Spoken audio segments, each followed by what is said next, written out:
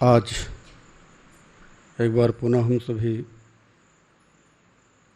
अरण्य कांड में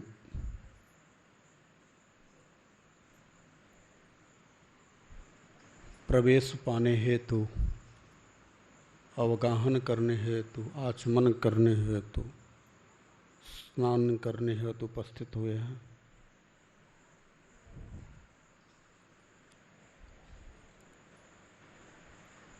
भगवत चर्चा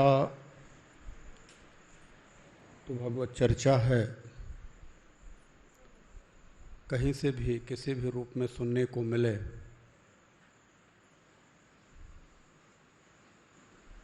तो वो आपके पुण्य में वृद्धि ही करता है। और जब रामचरितमानस की चर्चा हो तो उसका कहना ही क्या। आज थोड़ा देर से हम लोग बैठे हैं,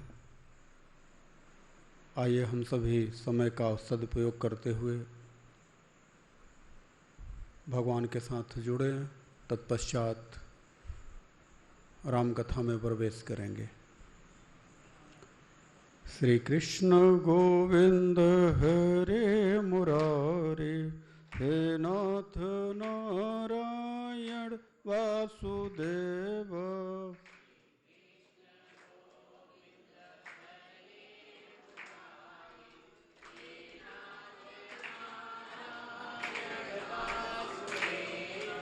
मुकुंद माधव मोहन मुरारे, हे नाथ नारायण वासुदेव।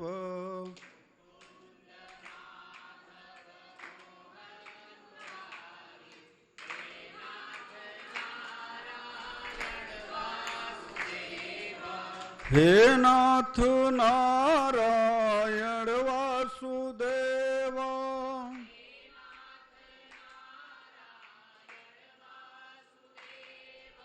हे नाथ नारायण वासुदेव।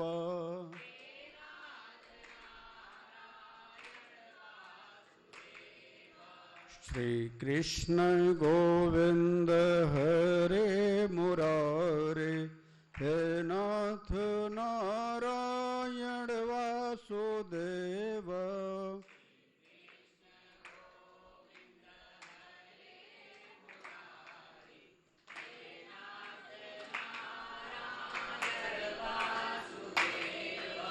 त्वमादिदेवः पुरुषः पुराण,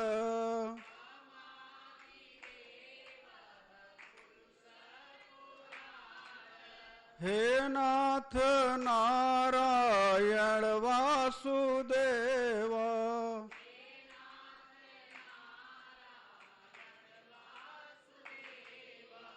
त्वमस्य विश्वस्य परं निधानम्,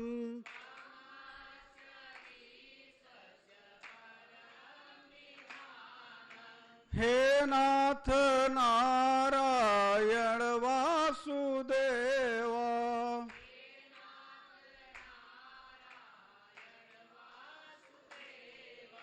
वेतासि वेदं च परं च धामम्,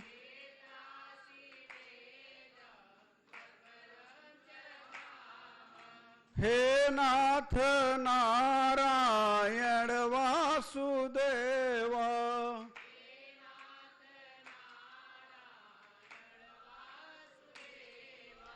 त्वया ततः विश्वमनन्तरूपं,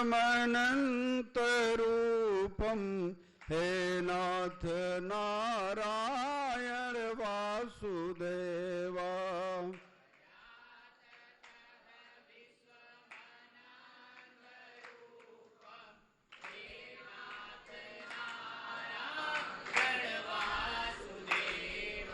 श्री कृष्ण गोविंद हरे मुरारे, हे नाथ नारायण वासुदेव।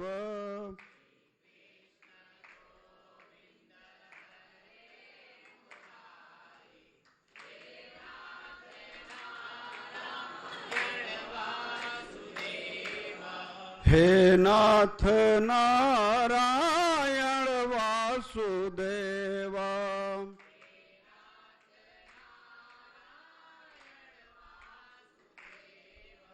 हे नाथ नारायण वासुदेवा,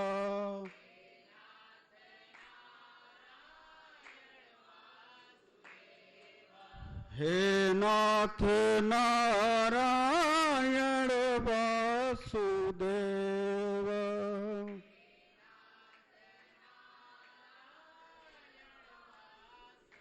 जय जय राम कथा, जय श्री राम कथा,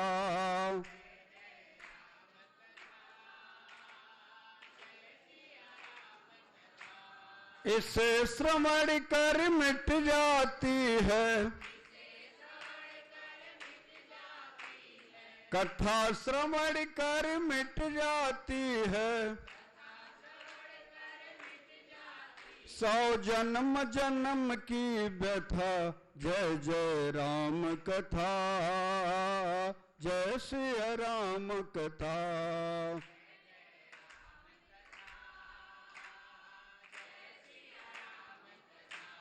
राम कथा कलिका मद गाई,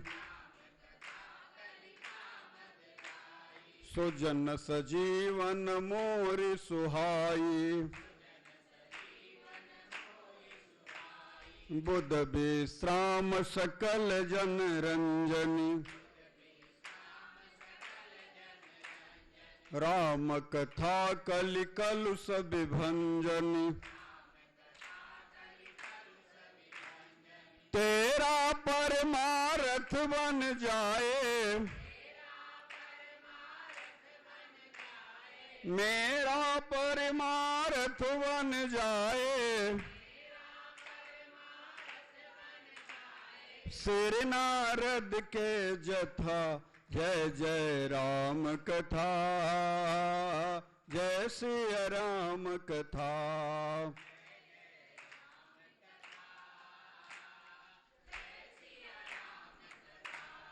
महामोह महिषेष विशाला, राम कथा कालिका कराला, राम कथा शशि किरण समाना, संत चकोर करई जहि पाना, गाकर तू भी अमर हो जाए,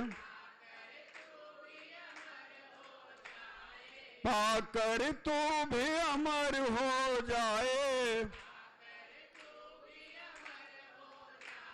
श्री हनुमंत जथा। जय जय राम कथा, जय श्री राम कथा,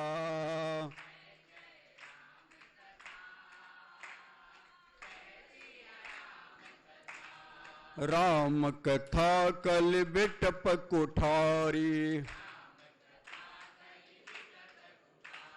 सादर सुनु गिरिराज कुमारी,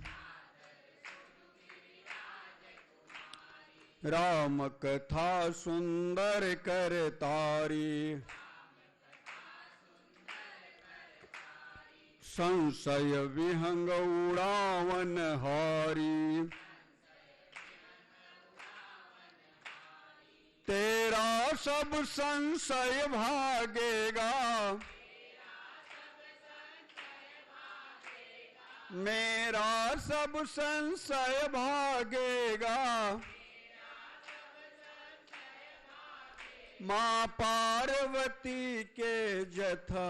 जय जय राम कथा, जय श्री राम कथा,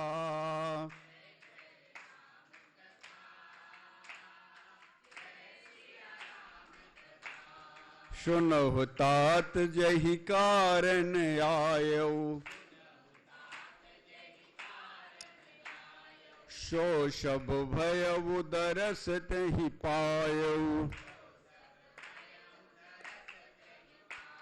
देखि परम पावन तव आश्रम,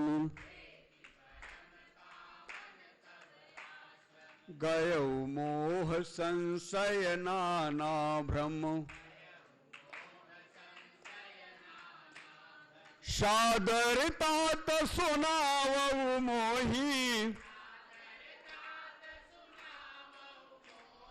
बार बार बिनवऊ प्रभु तोही।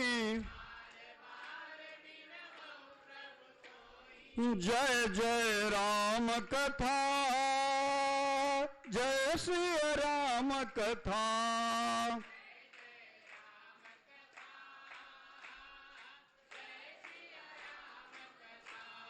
काल सदा अपने रस डोले,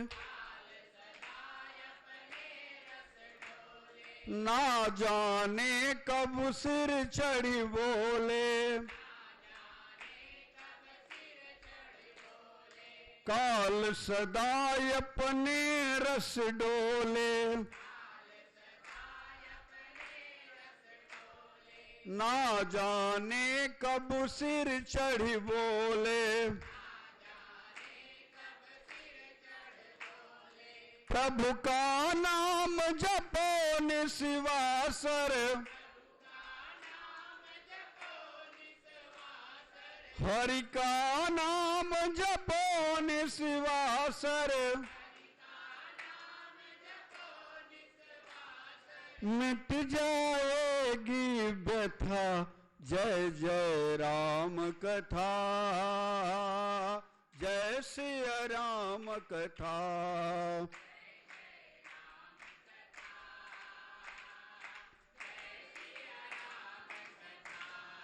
कथा श्रवण कर मिट जाती है, कथा श्रवण कर मिट जाती है। जन्म जन्म की व्यथा, जय जय राम कथा, जय श्री राम कथा।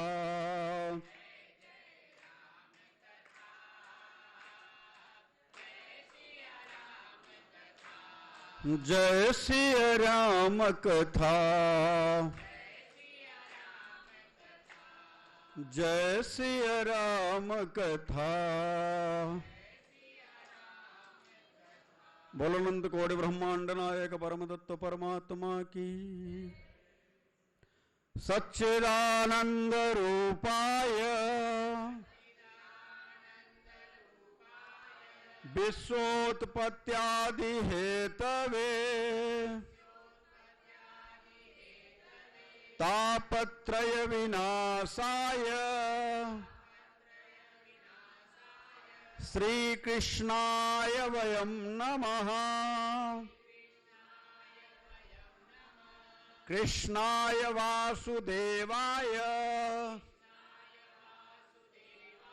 हरये परमात्मने प्रणत क्लेशनाशाय गोविंदाय नमो नमः। रामाय रामभद्राय रामचंद्राय मानसे रघुनाथाय नाथाय सीताया पतये नमः। अतुलित बलधामं हेमशैलाभदेहं दनुजवन कृशानं ज्ञानिनाम् अग्रगण्यं सकल गुण निधानम वानराणामधीशं रघुपति प्रिय भक्तम वात जातम नमामि, वात जातम नमामि, वात जातम नमामि। हे गोविंद, हे मधुसूदन, हे राघव, हे मेरे राम, मुझे अपना बना लो प्रभु, मुझे अपना बना लो प्रभु, मैं आपका ही हूँ प्रभु, मैं आपका ही हूँ प्रभु, मुझे अपना बना लो प्रभु, मुझे अपना बना लो प्रभु। हरि ओम तत्सत। भगवत धर्मानुरागियों, आप सब सोचते होंगे कि भगवान के नाम का आश्रय लेने में 10 मिनट 15 मिनट बीत जाता है। एक बात कहूँ, ये नित्य प्रति भगवत आश्रय यदि जीवात्मा लेता है, नित्य प्रति जितना हम बोले हैं उतना रोज एक जीवात्मा कहता है, प्रभु से रोता है, प्रार्थना करता है, विश्वास के साथ कहता हूँ, वो मेरे राम का हो जाता है। भरोसे के साथ कह रहा हूँ, और ये मैं ऐसे नहीं कह रहा, कहूँ उमा यह अनुभव अपना। भगवान भोलेनाथ कहते हैं, उमा मैं अपना अनुभव कह रहा हूँ। क्या है आपका अनुभव? कहा सत हरि भजन और जगत सब सपना। सत्य सिर्फ एक ही है, हरि का भजन, अब बाकी का सब ये स्वप्नमय है। जिसे आप अपना समझ रहे हो वो आपका नहीं है। जिसे आप अपना मान करके बैठे हो यह आपकी गलत फहमी है। आपका अपना शरीर भी आपका अपना नहीं है। इसकी चर्चा हमने आपसे करी है कि यह मृत्यु की अमानत है, एक दिन आएगी और लेकर के चले जाएगी। तो जो आपका शरीर भी अपना नहीं है, तो शरीर से जुड़े रिश्ते आपके अपने कैसे हुए? यदि कोई अपना है तो आपका अपना राम है, जो वो कहता है कि ममई वांसो जीवलोके जीवभूत सनातन, वही मेरा अंश है। तो प्रभु जब आपका ही अंश है तो दुखी क्यों है, परेशान क्यों है?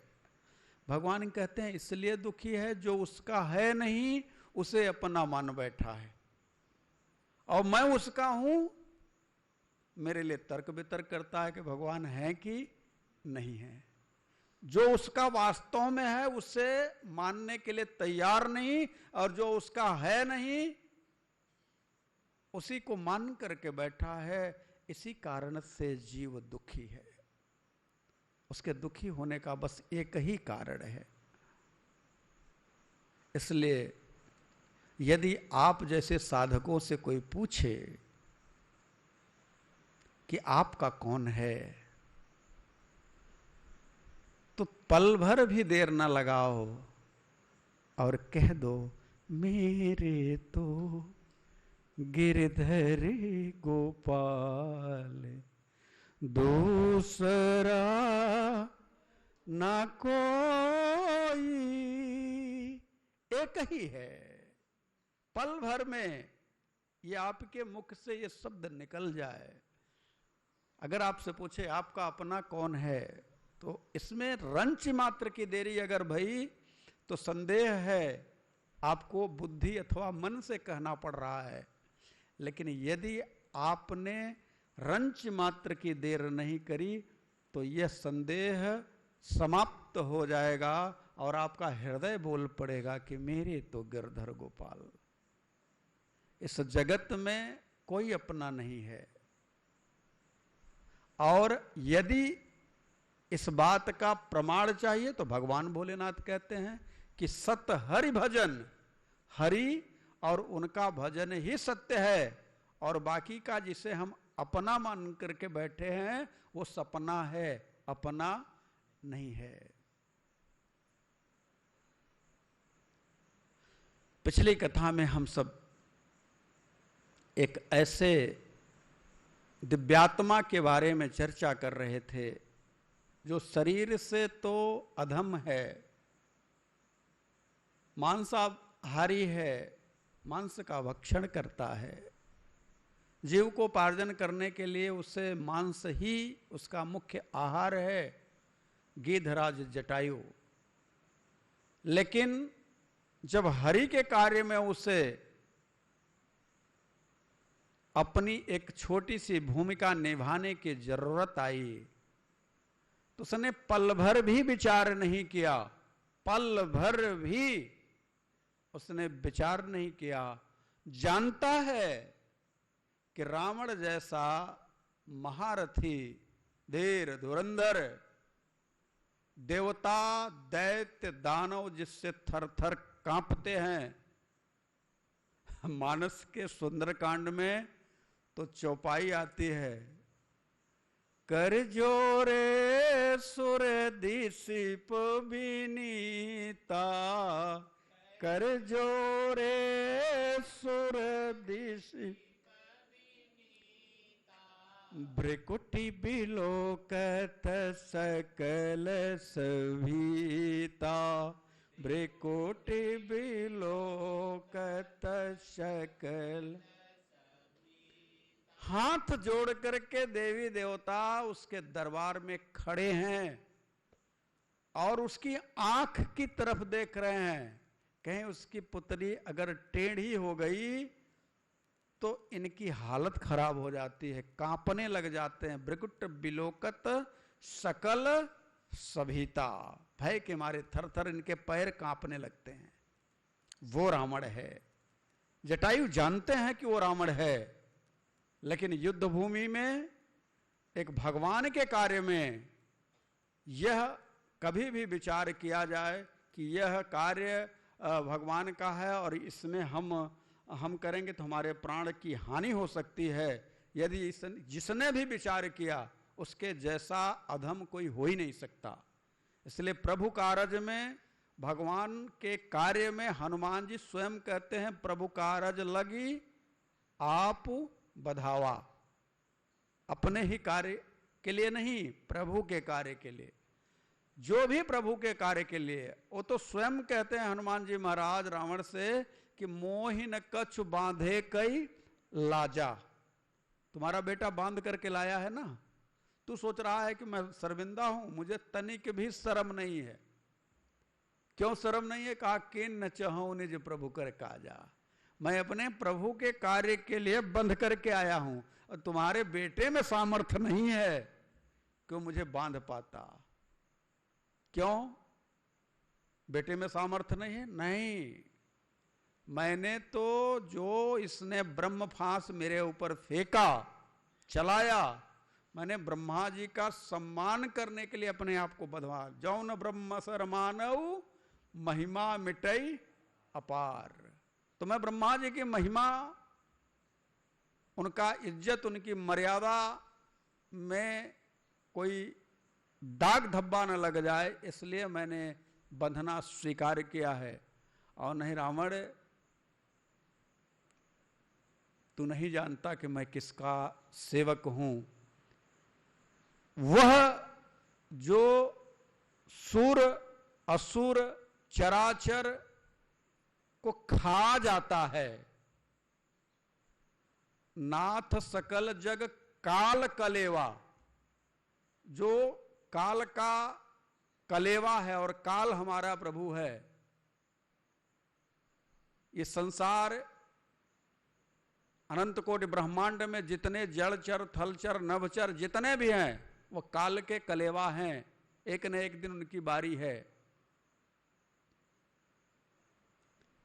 ऐसे प्रभु का मैं दूत हूं और मुझे किसी का भय नहीं है। मैं आपसे यही कहना चाहता हूं कि आप भी जब अपने राम के बन जाओगे, अपने राम के होने लग जाओगे, तो आपके भी अंदर से भय नाम की जो वस्तु है, जो चीज है, वो निकल करके बाहर हो जाएगी। भय किसको है? जिसका कोई नहीं है और जिसका राम ही है। और फिर उसे भय हो रहा है, तो उसमें दो ही बात हो सकती है, उसे अपने राम पर भरोसा नहीं है। आज जिस कथा के साथ में हम लोग जुड़ेंगे आगे चल करके, उस कथा के पहले की कथा में कह रहा हूं कि गिद्धराज जटायु ने जाना कि रावण से मैं जीत नहीं पाऊंगा, फिर भी अगर मैं उसे ललकार करके उसको युद्ध के लिए आमंत्रित नहीं करता हूं तो मेरे पुरुषार्थ पर धब्बा लग जाएगा। मैंने जीवन भर गलत कार्य किया है, लेकिन आज मुझे प्रभु की कृपा से मौका मिला है, इस मौके को नहीं चूकना चाहता और युद्ध के लिए ललकार दिया। और चोचन मार बिदारे सिदेही, चोंच के प्रहार से रावण को मूर्छित कर दिया। पिछली कथा में आप सब सुन चुके हैं कि फिर रावण के द्वारा उसके दोनों पंख काट दिए गए, जमीन पर गिरा, मृत्यु सामने आकर के खड़ी हो गई, मेरा वर्ण कर लो। ललकार के कहता है मैं अब राम का हो गया, अभी तक मैं जगत का था, तो तू जब चाहती तब मेरे ऊपर कब्जा कर लेती, मैं कुछ नहीं कर पाता, लेकिन तुझे नहीं पता अभी कुछ घड़ी पहले मैं राम का हो गया, और जो राम का हो जाए उसके पास मृत्यु आने से कांपती है, भयभीत हो जाती है, वो आज्ञा मांगती है। और एक बार की नहीं है, भागवत में भी यही बात आप सभी को कभी भागवत सुनने का अवसर मिलेगा तो मैं बताऊंगा कि प्रहलाद जी महाराज ने भी जब उन्हें अपने कार्यकाल को पूरा करना पड़ा और जब जाने लगे, बैकुंठ से विमान आया तो काली कलौटी मृत्यु आकर के खड़ी हो गई। तू कौन है? बोले प्रभु मैं मृत्यु हूं। तो क्या हुआ? कहा मेरे सर पे आप अपना चरण रख करके जाइए, क्योंकि यह सृष्टि का विधान है। मैं जानती हूं मेरी हिम्मत नहीं पड़ रही थी आपके पास आने के लिए, लेकिन आप सदेह तो जाएंगे नहीं, इसलिए मेरे सर पे आप अपना चरण रखिए, आप बैकुंठ धाम को पधारिए प्रभु। तो मैं यही कहना चाहता हूं, जो राम का हो जाता है उससे मृत्यु भी भयभीत रहती है, और साधारण की तो बात ही क्या कहना। आज मृत्यु को ललकारा है, पड़ा है, और राम के नाम का आश्रय लेकर के वह गिद्ध अधम पक्षी आनंदित हो रहा है। अब विचार करिए, किसी की अंगुली में थोड़ी सी चोट लग जाए, थोड़ी से, तो उसके मुख से राम नाम नहीं आता। किसी के पांव में ज्यादा चोट लग जाए तो हाय माई हाय बाबू करने लगता है, राम राम नहीं आता। दोनों पंख कतर दिए गए हैं, मरणासन अवस्था पर है, लेकिन बस उस गिद्ध के मुंह से राम के अलावा कुछ और नहीं आ रहा है। प्रभु को बिलोक रहा है, बुला रहा है कि नाथ मेरे पास आओ, मुझे अपना लो। भगवान आते हैं, देखते हैं और कहते हैं कि काका आपकी यह गति किसने करी? काका क्यों कहा? तात कहा, काका कहा, इसलिए कि राजा दशरथ का जटायु मित्र था, चाचा के रूप में है। जटायु ने पूरा संदेश सुनाया भगवान को। भगवान ने कहा अचल करो तुम राखो प्राणा, तुम अपना शरीर अचल करो, मैं तुम्हें पुनः नवजीवन दे देता हूं चाचा, जैसे थे उससे बेहतर जवान हो जाओगे। जटायु ने कहा फेंक दिया लोभ का फांस, लोभ हमारे तरफ बढ़ा रहे हो। जो परम तत्व परमात्मा ऋषि मुनियों के ध्यान में नहीं आता, वो मेरे सामने मुझे अपनी गोद में बिठा करके रो रहा है, और वो उसे मैं छोड़ करके फिर जगत का वर्ण कर लूं, ये कदापि संभव नहीं है। भगवान ने उसे सायुज्य मुक्ति दिया, और भगवान के परम धाम को जब वह जाने लगा तो भगवान की बड़े ही अच्छे भाव से स्तुति की, जिस स्तुति को आप सबने उस दिन गाया था। समयाभाव के कारण बहुत ज्यादा तो उस स्तुति को हम लोगों ने नहीं किया। मैं आपसे यही कहूंगा कि आपका जीवन चाहे जैसा भी बीत रहा हो, अपने जीवन को व्यस्ततम व्यस्त आप रख रहे हैं, अच्छी बात है। आपके पास सत्संग सुनने का समय नहीं है, आपके पास कथा भागवत पढ़ने का समय नहीं है, घर में पुस्तकें धूल फांक रही हैं। ऐसा मैं एक नहीं कई उदाहरण दे सकता हूं कि घर की पुस्तकों को कभी उठा करके गीता को भागवत को देखने का आपके पास समय नहीं है, और आप मुक्त भी होना चाहते हैं कि हम मुक्त हो जाएं, तो यहां कोई रामा अवतार भी नहीं हुआ है कि आपके पास प्रभु रोते हुए आएंगे और आपको अपने हृदय से लगा लेंगे, आपसे रावण से युद्ध हो जाएगा। यदि आप सचमुच में रावण से युद्ध करना चाहते हैं तो रावण त्रेता में रहा होगा, आज भी रावण है, और वह मोह रूपी रावण भक्ति रूपी सीता को आज भी हरण करके ले जाना चाहता है। आप जीवन भर उटपटांग चीजों को खाए जा रहे हैं, जीवन आपका पिज्जा और बर्गर में बीत रहा है। ये आप जटायु से कम नहीं हैं। जटायु तो उसका वही भोजन था, इसलिए वो करता था, लेकिन कभी आपने पिज्जा बर्गर बनते देखा है? वो उस जिस दुर्गति के साथ बनाया जाता है और आप उसे खाते हैं, तो क्या जटायु से कम हैं? आप भी वही हैं। आपके लिए एक ही उपाय है कि आपके साथ भी कोई रावण युद्ध करे, आपका भी पर कतर दे, आपके अंतर हृदय की कोई पुकार उठे, राघव सरकार आए और आपका उद्धार हो जाए। तो आपके लिए यह दूर की कौड़ी नहीं है, यही है। भगवान कहते हैं गीता में कि अपिच्यस्सु दुराचारो भजते माम अनन्य भाक साधुरेव सह मंतव्य सम्यक व्यवस्थितो हि सह। हरे अर्जुन, अगर कोई जीवन भर पाप किया हो, दुराचार किया हो, लेकिन अंत उसका बहुत दुखद होने वाला हो, किसी संत की संगत करके और उन सब का त्याग कर दे कि आज से पिज्जा बर्गर नहीं खाएंगे, त्याग कर दे, और मन में एक ही नाम अपने अंतर हृदय में उतार ले, चलते फिरते उठते बैठते खाते पीते सोते जागते राम का आश्रय ले और अपना समर्पण प्रभु के लिए कर दे।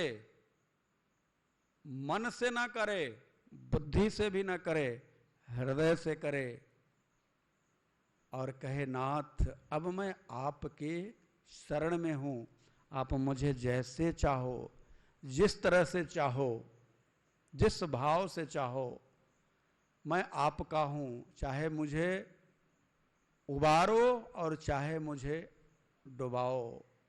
एक बात कहूं, ये जीवन का हर पल हर घड़ी, आप सब अपने आश्रम में कई साल से आ रहे हैं, आपके स्वयं के शरीर में कितना परिवर्तन हो रहा है आपने देखा? 10 साल पहले की आप फोटो निकाल करके देखें तो आप मुस्कुरा उठेंगे।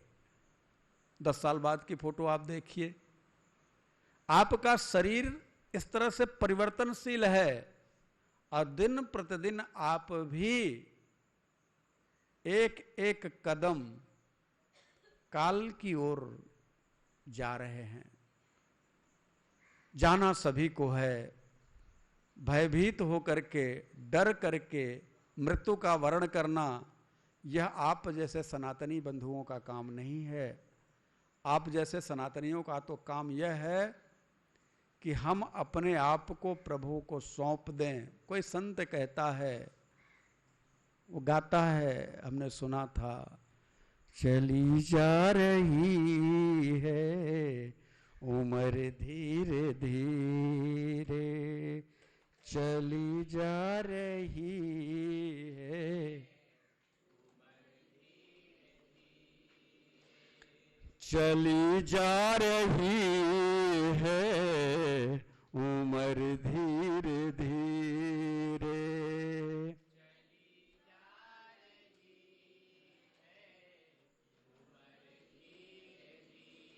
पल पल ये आठों पहर धीरे धीरे, पल पल ये आठों पहर धीरे धीरे चली जा रही है,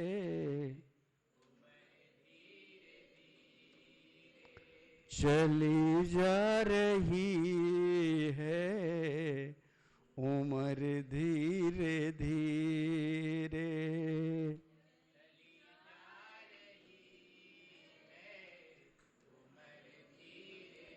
अनमोल मानव जीवन व्यर्थ ना गवाना, अनमोल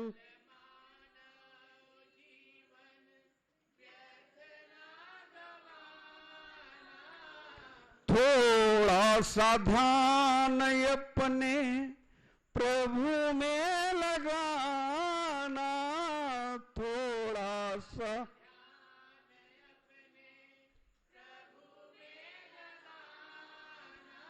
अनमोल मानव जीवन व्यर्थ ना गवाना, अनमोल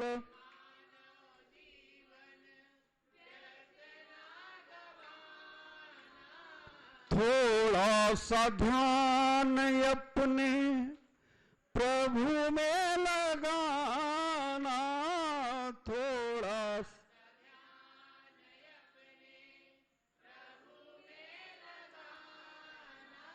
सुमिरन कर ले सफर धीरे धीरे, सुमिरन कर ले सफर धीरे चली जा रही है उमर धीरे धीरे।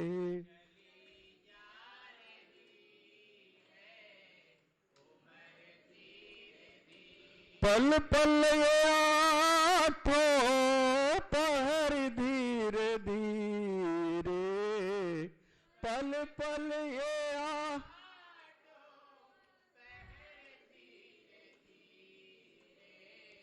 चली जा रही है उमर धीरे धीरे। इस चीज का भान हो आपको कि जो आप कल थे आज नहीं हैं, कल भी कि कोई गारंटी नहीं कि आप आज के जैसे रहेंगे। इसलिए एक उपाय करिए, चलते फिरते उठते बैठते खाते पीते प्रभु के साथ में अपने आप को जोड़ दीजिए। और सीधा सा एक प्यारा सा मंत्र है, हरि शरणम हरि शरणम हरि शरणम श्री हरि शरणम।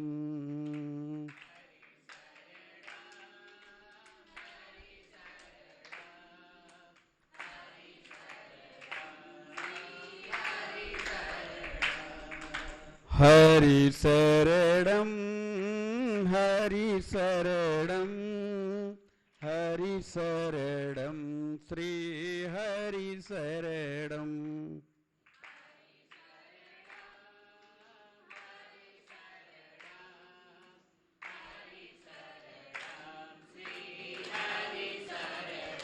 गिरिधराज जटायु ने हरि की शरण ली, भगवान ने उसे मुक्ति प्रदान किया, भगवान की स्तुति करी। वहां पर भगवान शिव ने मां से कहा, भगवान शिव कथा कर रहे हैं ना, और भगवान शिव जो कथा कर रहे हैं उसमें उमा मां भवानी पारंबा उस कथा को सुन रही हैं। भगवान ने कथा करते करते उस कथा में, इस जटायु की कथा में उपसंहार के रूप में एक बात कह दी, देवी आप जानती हो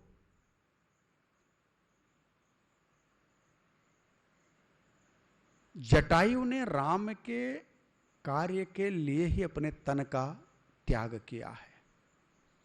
राम काज कारण लग तनु त्यागा, राम के कार्य के लिए। और देवी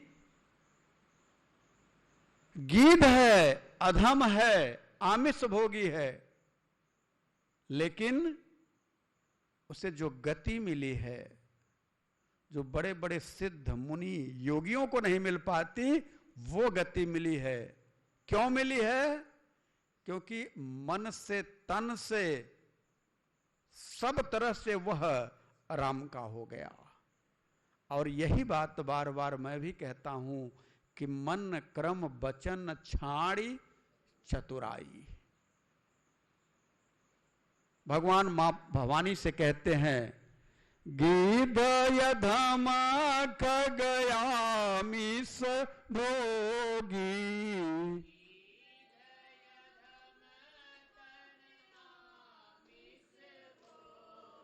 गीध अधम खगयामीस भोगी,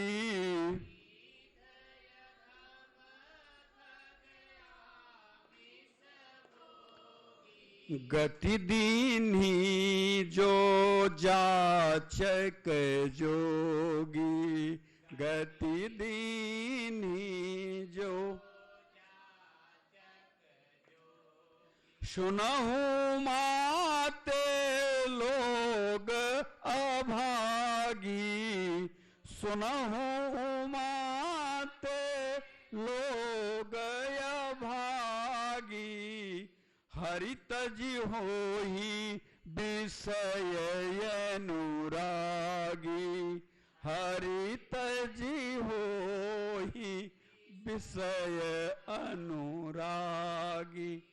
भगवान कहते हैं, देवी उमा मैं क्या कहूं, गीध की कथा को सुनकर के भी जो लोग अपने आप में परिवर्तित नहीं कर पाते, खुद को विषयों में लिप्त रहते हैं, उनके जैसा संसार में कौन अभागी है। कहते हैं सुनहु उमा ते लोग अभागी। कौन लोग? हरितज हो ही विषय अनुरागी, जो प्रभु को छोड़ करके काम क्रोध लोभ मोह मद मत्सर इन सब में जाएं, वो अभागे हैं। और ऐसे अभागे हैं जिनके लिए कोई त्राण देने वाला नहीं, वो अपने कर्मानुसार बार बार दुर्गति को प्राप्त होने के लिए खुद का टिकट कटवा चुके हैं। जब गिद्धराज जटायु के भाई संपाति एक गुफा में थे, किष्किंधा कांड का प्रसंग आएगा तो चर्चा होगी, तो उसमें जटायु की बात को संपाति से जटायु ने कहा कि आज सुरन मुनि देन आहारा, मुझे बहुत सारे आहार आ गए, इकट्ठे मिल गया, मैं उड़ नहीं सकता, इसलिए आज इतने सारे बंदर मेरे पास आएंगे, अब सबको मैं खा करके तृप्त होऊंगा। तो उसी में सारे बंदर तो जब डर गए तो जामवंत जी ने एक बात कही, जटायु का प्रसंग कहा। जटायु सगे भाई थे संपाति के, और गिद्धराज ने कहा, जामवंत जी ने कहा, गिद्धराज एक बात कहूं, आप बांदर भालू को खाने के लिए कह रहे हैं, खा लीजिए, लेकिन आपका एक भाई जिसने राम के कार्य में शरीर को त्याग दिया, और वही मैं राम का कार्य करने के लिए मां सीता को खोजने के लिए इधर इधर भटक रहा हूं, और आप हम सबको खाने की बात कर रहे हैं। एक आपका भाई जिसने राम के कार्य के लिए अपने शरीर का त्याग कर दिया, और एक आप हैं कि राम के सेवकों को ही खाना चाहते हैं। और वो चौपाई किष्किंधा कांड की हमने लिखी, राम काज कारण तनु त्यागी,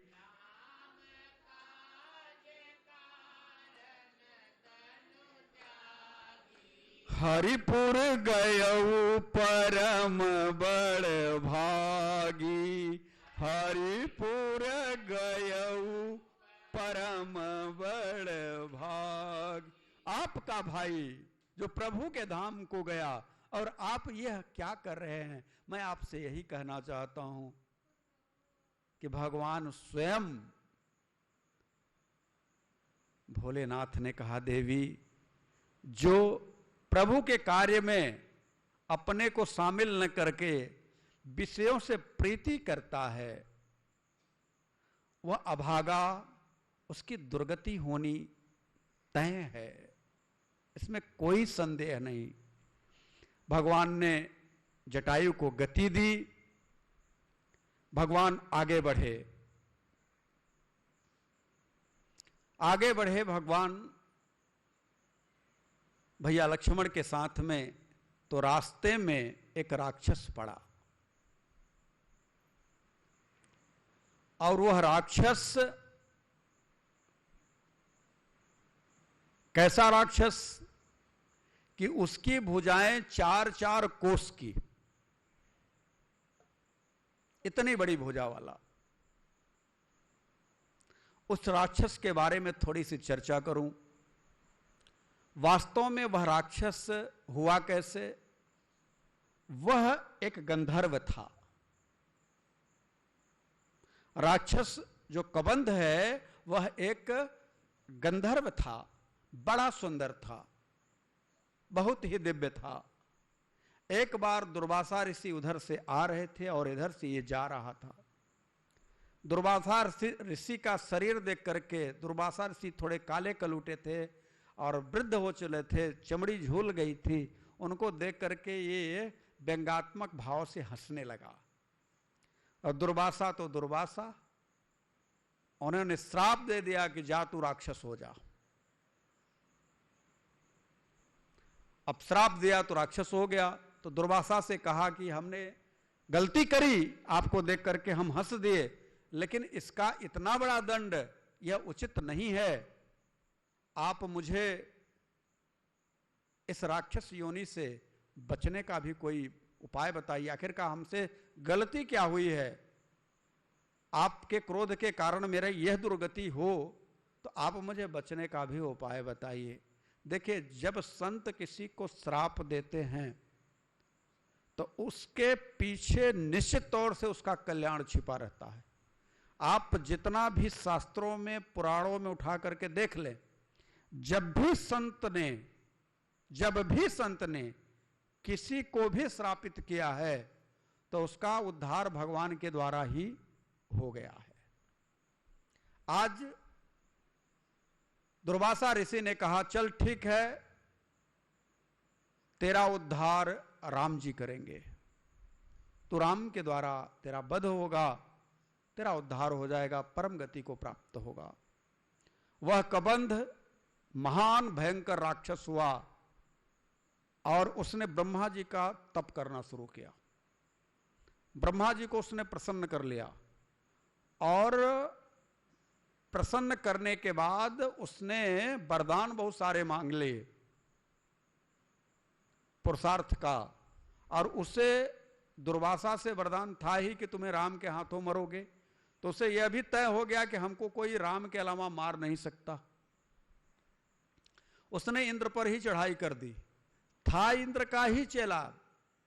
गंधर्व, यक्ष, ये सब कौन होते हैं? देवताओं की श्रेणी में आते हैं। लेकिन राक्षस हो जाने पर यह इंद्र पर ही धावा बोल दिया, स्वर्गलोक पर, और इंद्र से युद्ध करने लगा। इंद्र ने सोचा कि हमारा ही चेला अब हम ही से युद्ध करेगा। भयंकर युद्ध हुआ, लेकिन इंद्र के पास वज्र था और वज्र के प्रहार से इंद्र ने ऐसा प्रहार किया उसके सर पर कि उसका सर धड़ में घुस गया। कबंध का जो सिर था वो धड़ में घुस गया। तो इंद्र से कहा कि ठीक है, मर तो नहीं पाऊंगा, लेकिन अब मेरे जीने खाने की तो व्यवस्था होनी चाहिए। कैसे मैं जीऊंगा, खाऊंगा? आपने तो मेरा सर ही घुसा दिया अंदर, और जब तक राम जी आएंगे नहीं तब तक हम मरेंगे नहीं। आप ही कोई उपाय करो। तो इंद्र ने कहा, तुम्हारी भुजाएं 400 कोस की हो जाएंगी, तुम जहां अपनी भुजाओं को फैला दोगे, उसकी परिधि में जो आ जाएगा उसको पकड़ करके तुम खा लोगे। आज उसकी परिधि में दोनों भैया आ गए, भगवान आ गए उसकी परिधि में, उसने खींचा, भगवान ने देखा और दोनों भुजाएं उसकी काट डाली। जब दोनों भुजाएं कट गई तो जान गया कि कोई और नहीं, राघव सरकार हैं।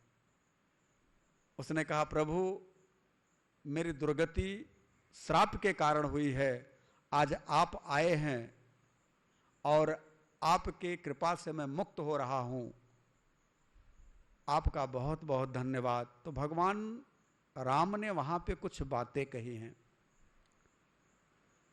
हालांकि वह बात आज के समय में ठीक नहीं है, इसलिए कि सेकुलर समाज में कंट्रोवर्सी पैदा हो जाएगी, लेकिन फिर भी मैं यही कहूँगा कि भगवान ने कहा है कि ब्राह्मणों का अपमान यदि कोई करता है तो वो राक्षस ही होता है। अब ब्राह्मण का मतलब यह नहीं है कि जातिगत संत के रूप में है, लेकिन आज के समय में अगर इसकी चर्चा की जाए तो लोग जाति से जोड़ करके देखते हैं। और वहां पे गोस्वामी तुलसीदास जी ने 2 चौपाइयां ऐसी लिखी हैं जिसको लेकर के आज भी बहुत सारे लोग तर्क कुतर्क करते हैं। आप भी उन चौपाइयों को सुने। भगवान ने कहा, सापत ताड़त पुरुष कहंता, सापत ताड़त पुरुष विप्र पूजयस गावई संता, विप्र पूजयस पूज्य विप्रशील गुणहीना, पूज्य विप्रशील शूद्र न गुण गण ज्ञान प्रवीणा, शूद्र न गुण गण ज्ञान प्रवीणा। भगवान ने कई उदाहरण दे करके कबंध को विदा किया, यानी उसे सायुज्य मुक्ति अपने धाम को भेजा भगवान ने। भगवान आगे चले, आगे चले, कबंध को मारा, रास्ता सीधा था, कुछ हट करके चले। क्यों हट करके चले? अगर हट के चलने के 2 कारण हैं। पहला, एक भक्त का गुरुत्वाकर्षण उन्हें खींच रहा था। एक ऐसा भक्त जिसने अपने प्रेम के कारण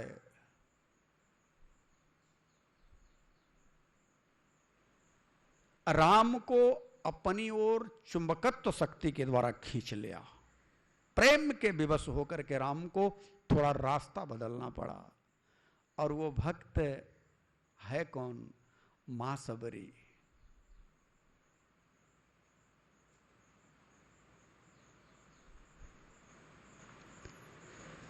मां सबरी के बारे में जब भी चर्चा हो, पता नहीं क्यों मन भर जाता है।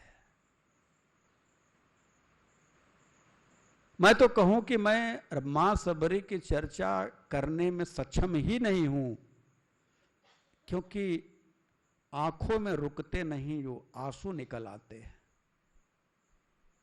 मां सबरी का चरित्र इतना पावन है, इतना दिव्य है।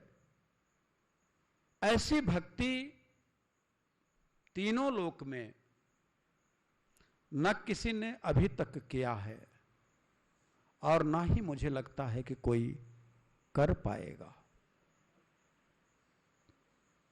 कौन है सबरी?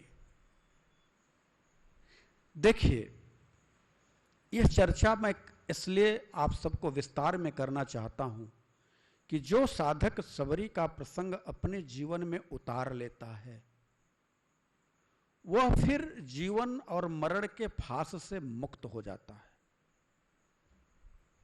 इतना दिव्य प्रसंग है, इसे बुद्धि में ना उतारो, इसे हृदय में उतारो। आप समझना होगा आपको कि मां सबरी का प्रसंग आपके जीवन में बदलाव तो करेगा ही करेगा, आपको पूर्णत्व प्रदान करके ही दम लेगा। यह प्रसंग आज शुरू होने जा रहा है। कब तक चलेगा राम जाने, लेकिन इस प्रसंग को मैं धीरे धीरे ही कहूंगा। यह प्रसंग जाने कोई कोई जा पर कृपा राम कर होई। भगवान हमारे ऊपर कृपा करें कि मैं सबरी के बारे में बोल पाऊं। कंठ अवरुद्ध हो जाते हैं, बोलने की सामर्थ्य सबरी नाम सुनते ही, सबरी का नाम लेते ही बोलने की जो सामर्थ्य है मेरे अंदर से वो बाहर होने लग जाती है। ऐसी भक्त है वो। और ऐसी भक्त की कथा मेरा परम सौभाग्य है कि आप सबके बीच में मैं कह रहा हूं। लेकिन आप सबका भी परम सौभाग्य है कि ऐसी भक्त की कथा आप सुनने के लिए पधारे हैं।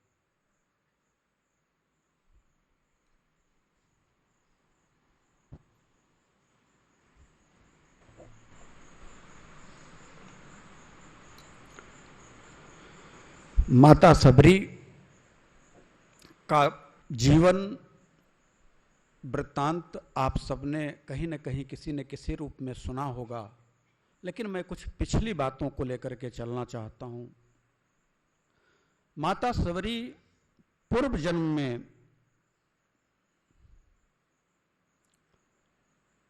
एक रानी थी। अब रानी कैसे हुई, तो इसके पहले चलो।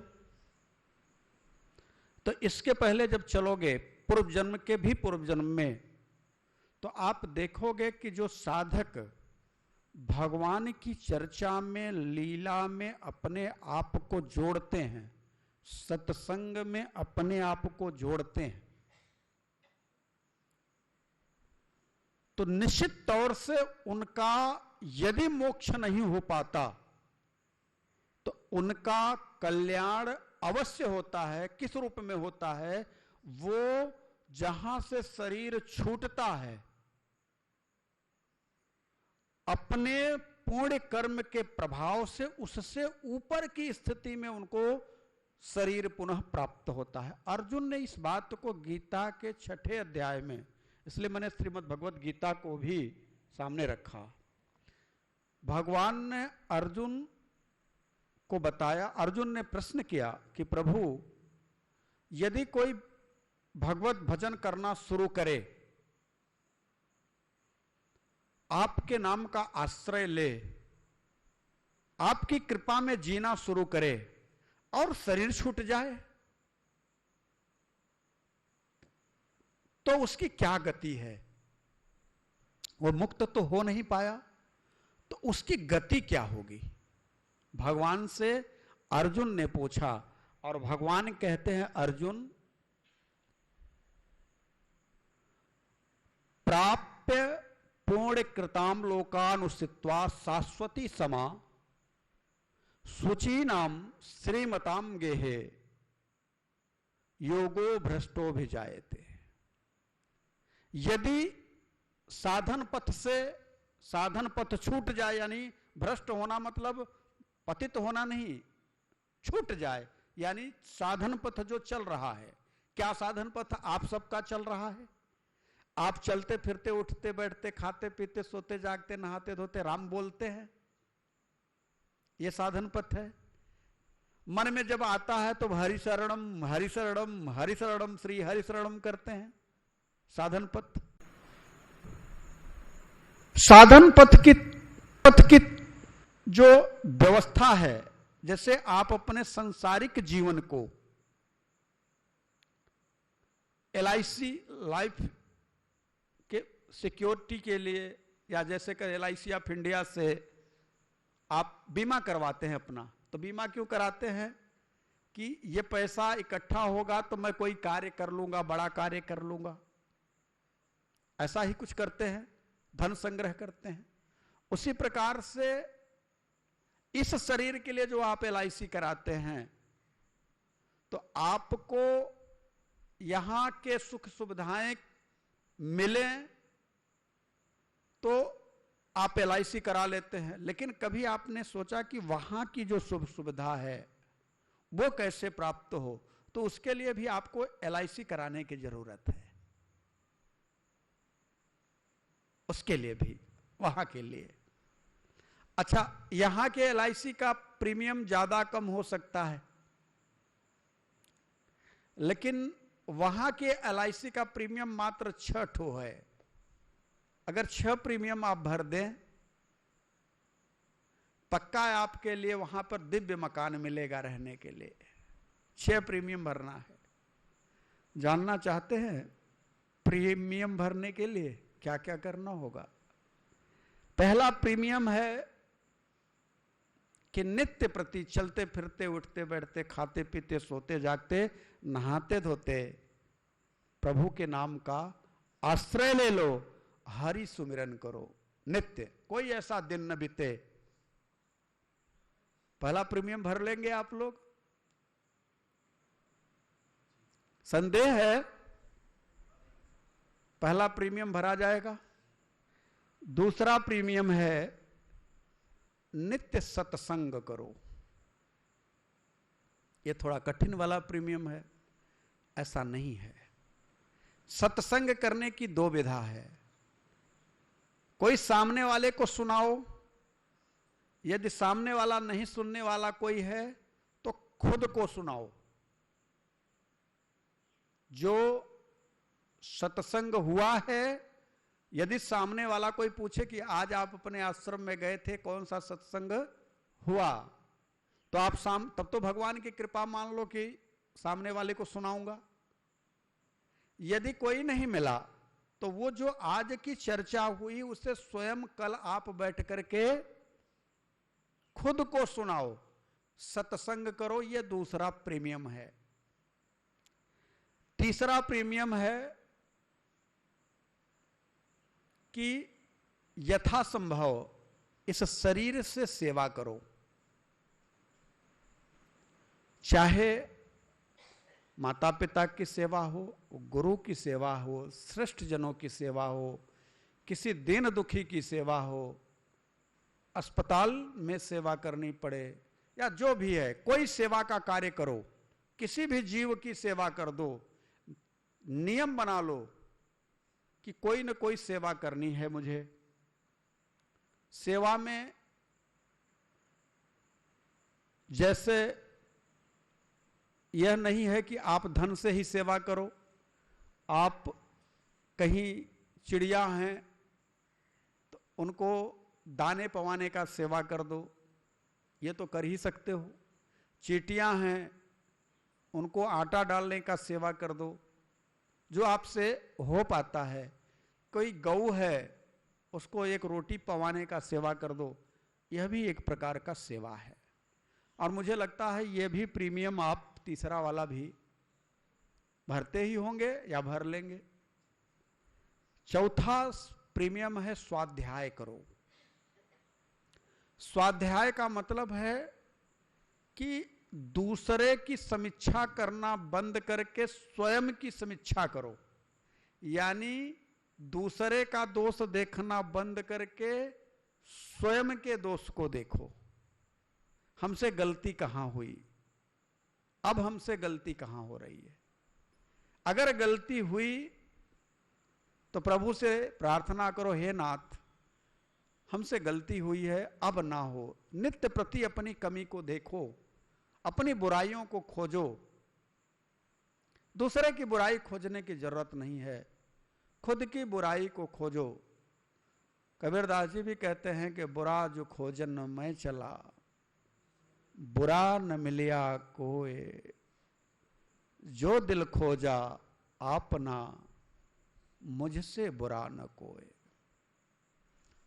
अपने स्वाध्याय करो, अपनी कमियों को देखो, और साथ ही साथ 5 मिनट बैठ करके श्वास और प्रश्वास में नाम का जाप करो।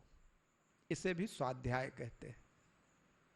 5 ही मिनट, अगर आपके पास ज्यादा समय नहीं है, आपका जीवन बड़ा व्यस्त में है, तो खाली 5 मिनट बैठो, पलथी मार लो, श्वास को देखो, और श्वास आई तो आई, गई तो गई, आ रही है जा रही है, आई तो रा और छुटी तो मां। बस इतना उसमें जोड़ लो, ये स्वाध्याय हो गया। और तीसरे नंबर का स्वाध्याय यह कहा जाता है कि आध्यात्मिक पुस्तकों को पढ़ो।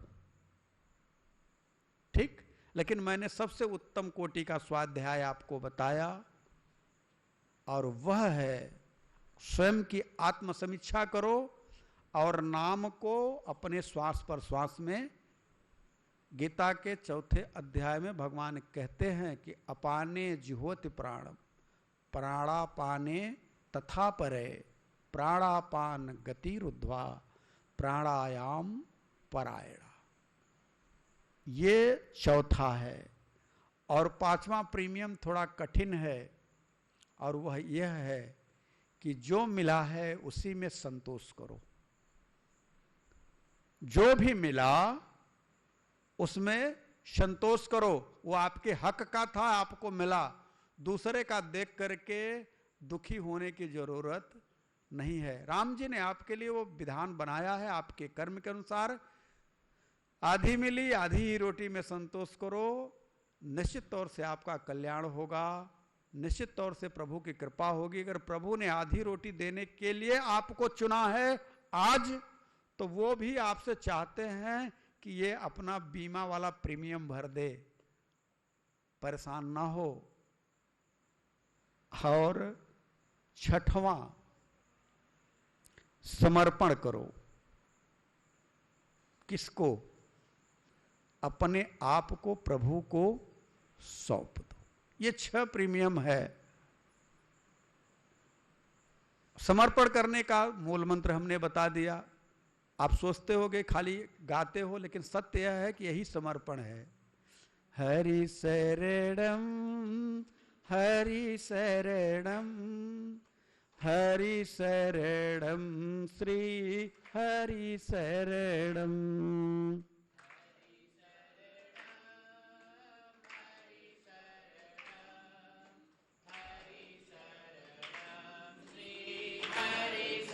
यही समर्पण है आपका। ये जो 6 चीजें हैं, ये 6 प्रीमियम जब आपका है, इसे अगर आप भर लेते हो ठीक ठाक, तो आपके अकाउंट में इतना माल आ जाएगा, इतना आ जाएगा कि आप अपने को तो सुख से रखोगे ही रखोगे, दूसरे के ऊपर भी कृपा आपके द्वारा हो जाएगी।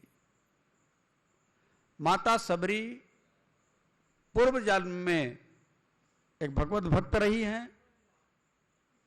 तत्पश्चात उनका शरीर छूटा, और भगवान स्वयं कहते हैं सुचीनाम श्रीमृताम गेहे योगो भ्रष्ट विजायते। श्रेष्ठ जनों के घर में जैसे आप हैं, आप यदि भगवान के नाम का आश्रय लेते हैं, तो जिस घर में पैदा हुए हैं उससे श्रेष्ठ घर में आप जाएंगे। तो दूसरा जन्म माता सबरी का राजा के घर में हुआ।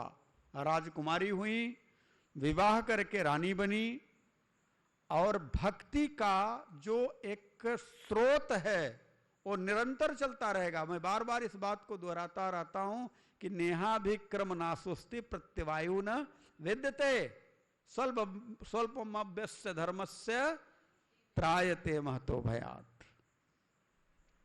अगर आपने शुरुआत कर दी है तो निश्चित तौर से आप स्टेप बाय स्टेप आगे ही बढ़ते जाएंगे।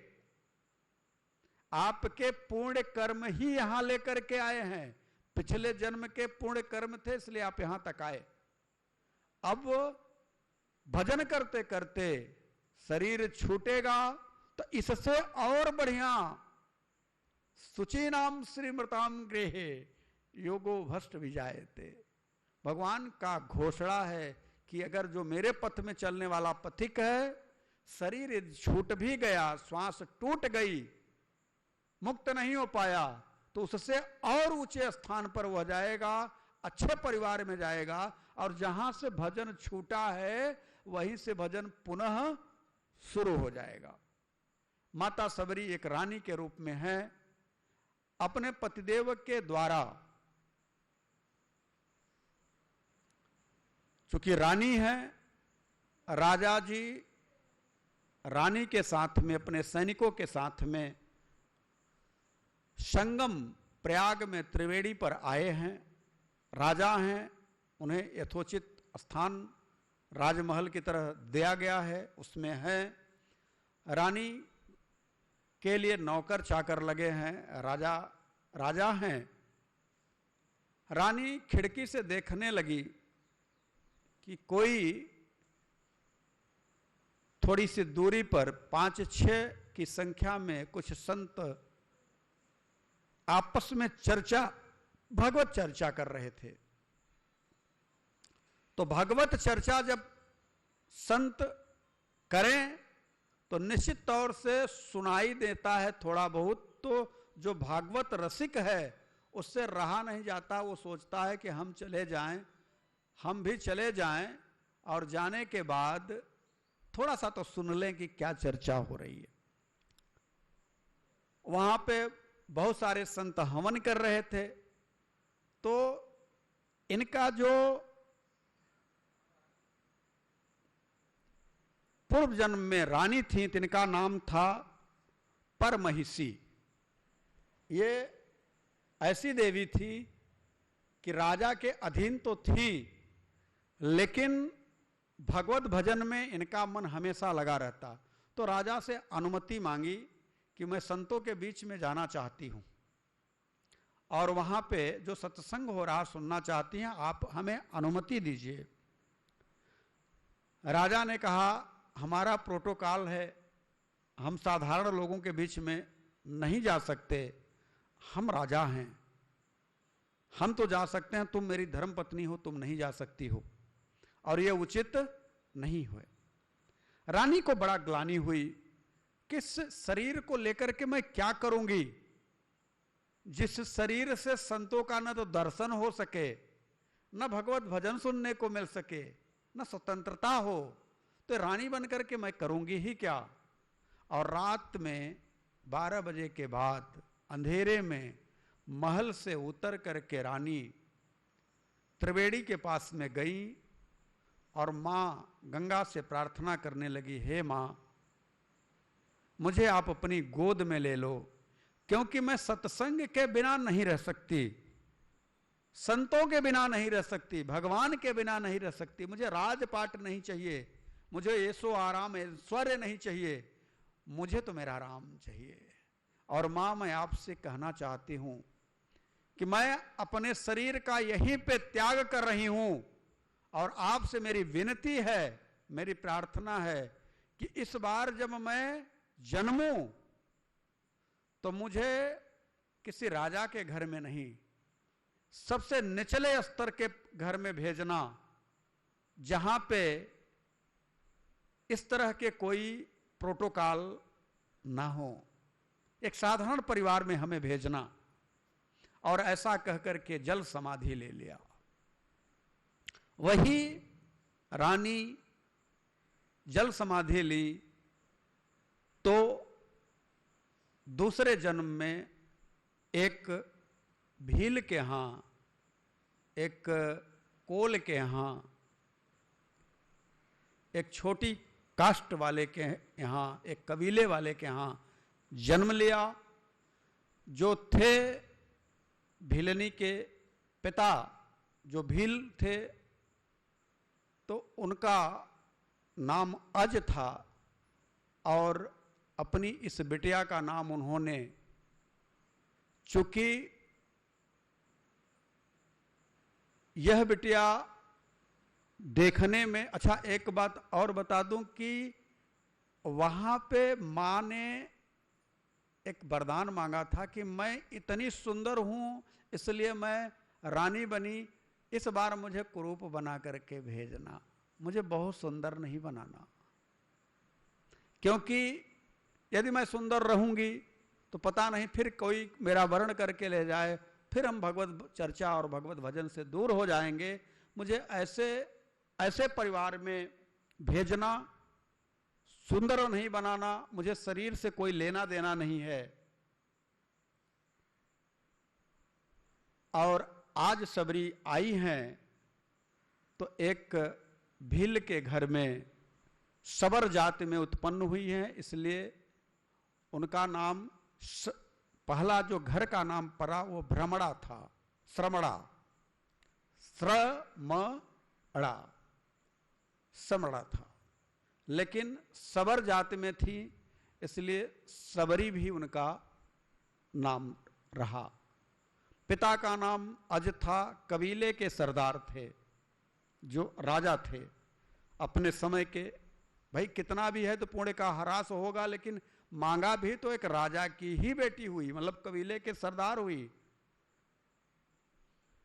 एक दिन की बात है, अभी 10-11 साल की हुई थी कि किसी पंडित का आगमन हुआ। कबीले के सरदार ने, जो अज थे, श्रमणा के पिता, उन्होंने कहा मेरी पुत्री का आप हाथ देखें, इसके जीवन में कैसा योग है। पंडित जी ने हाथ देखा और कहा सरदार जी इसके हाथ में तो बहुत कुछ गड़बड़ है। सरदार ने कहा क्या है? बोले यह भगवान की बहुत बड़ी भक्त हो जाएगी और घर छोड़ देगी।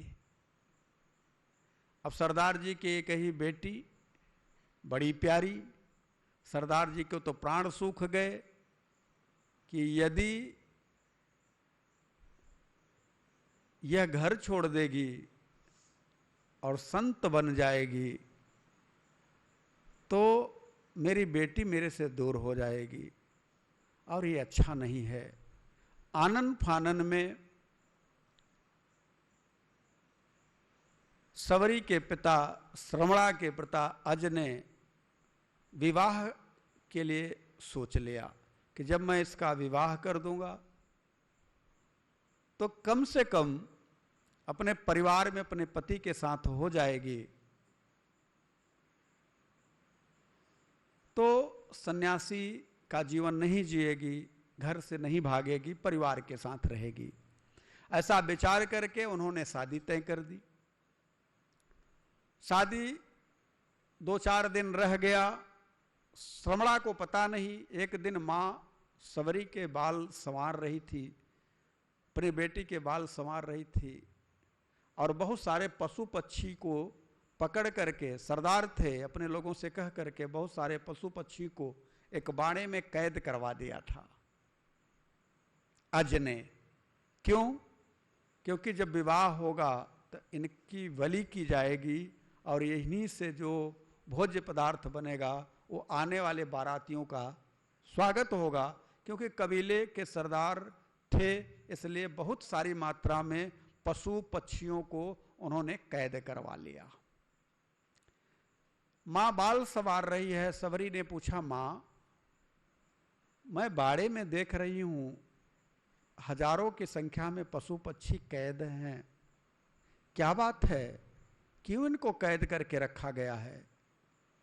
अच्छा एक बात इसमें और जोड़ दूं, सबरी पशु पक्षियों की भाषा समझती थी। जब वो बाड़े के पास में गई तो पशु पक्षी आपस में चर्चा कर रहे थे कि अब तो हमारे बहुत कम दिन रह गए, हमारा जीवन तो अब शेष है।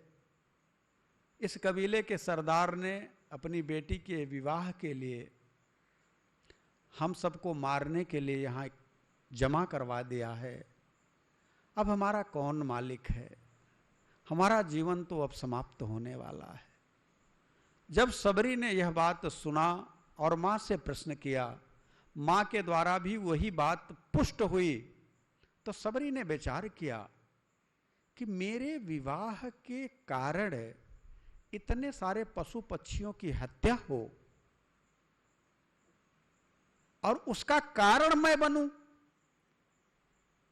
इतने पशु पक्षियों की हत्या होगी, उसका कारण मैं बनूं कि मेरे विवाह, अगर मैं विवाह ही नहीं करूंगी तो इतने सारे पशु पक्षी बच जाएंगे।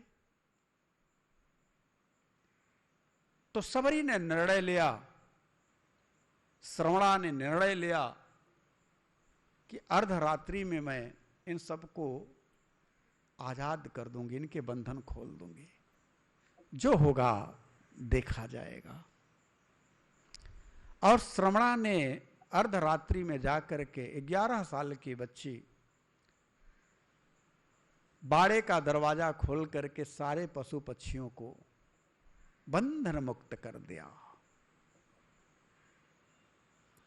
वो सारे जब पशु पक्षी बंधन से मुक्त हुए तो श्रमणा के लिए आशीर्वाद देने लगे, बिटिया जिस प्रकार से तूने मेरा बंधन खोला है, तूने मुझे बंधन से मुक्त किया है, मेरे हृदय का आशीर्वाद है, तू भी अब जगत के बंधन से मुक्त हो जाएगी। तू भी अब आवागमन के बंधन से मुक्त हो जाएगी। हम जैसे पशुओं का बंधन तुमने खोल करके हमें आजाद किया। मैं तुम्हें आशीर्वाद देता हूं कि तू भी जन्म मरण के बंधन से मुक्त हो जाएगी।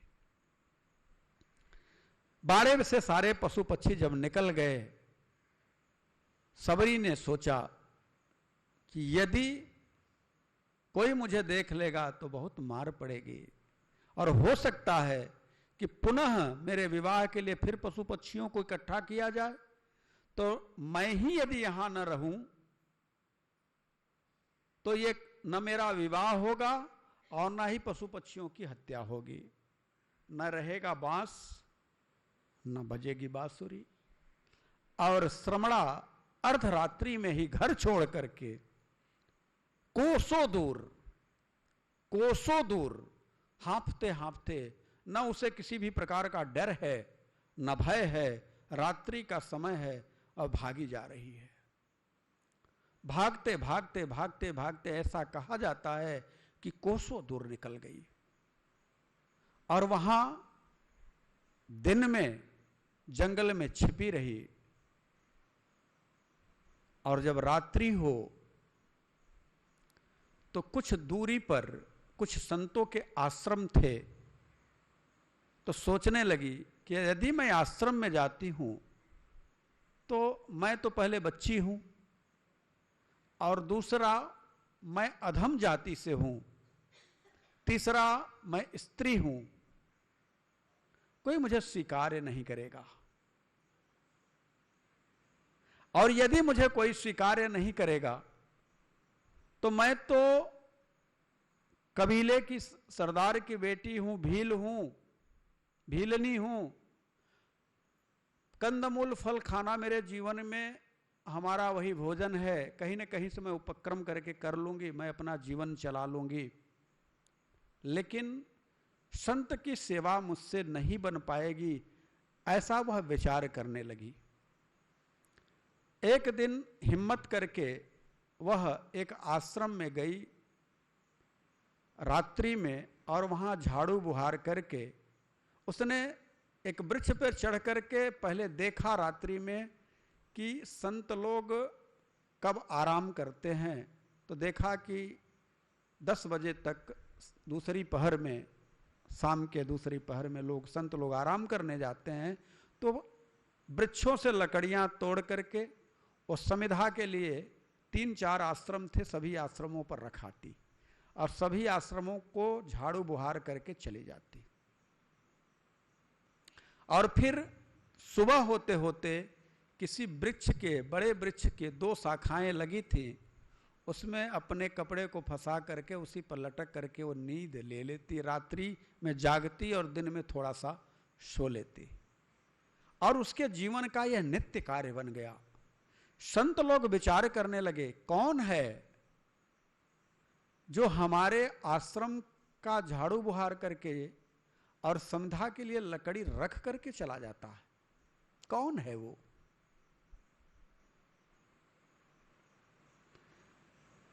एक आश्रम के संत दूसरे आश्रम के संत से पूछे, आपके यहां ऐसा होता है क्या? उन्होंने कहा, मेरे यहां भी यही होता है। दूसरे ने तीसरे से पूछा, और वह कन्या जो कि 11-12 साल की, चारों पांचों जितने भी आश्रम रहा करते थे वहां थे, सब में झाड़ू बुहार करके चली आती। एक दिन लोगों ने मीटिंग बैठाई, संतों ने मीटिंग बैठाई कि रात में जाग करके देखना होगा कि कौन है। रात्रि में संत जागे और यह बिटिया पकड़ ली गई। संतों ने पूछा, कौन है तू? तो डरते हुए उसने हाथ जोड़ करके कहा, मैं श्रमणा हूं। मेरे पिता सवर जाति के भीलों के सरदार हैं। मेरा विवाह करना चाहते थे। मेरे विवाह के कारण पशुओं की बलि होती, इसलिए मैं घर छोड़ करके भाग आई हूं। हे संत जनों, आप मुझे अपने आश्रम में रख लें। मैं झाड़ू बुहार करूंगी, सेवा करूंगी, फल ला करके दिया करूंगी, जंगल से लकड़ी ला करके दिया करूंगी, झाड़ू पोछा करूंगी, जो मुझसे बन पाएगा करूंगी। जब नीच जाति का संतों ने जाना तो किसी ने उसे आश्रय नहीं दिया। निराश हो गई, टूट गई। अब कहां जाऊं? पकड़ ली गई हूं, इसलिए अब ये लोग मेरी लकड़ी स्वीकार नहीं करेंगे क्योंकि मैं नीच जाति से हूं। मेरी सेवा स्वीकार नहीं करेंगे क्योंकि मैं नीच जाति से हूं। भगवान से प्रार्थना करने लगी, नाथ प्रभु, हम तो इतना जानते हैं कि आप दयानिधि हैं, और सच तो यही है, हमें सब्र नहीं होता।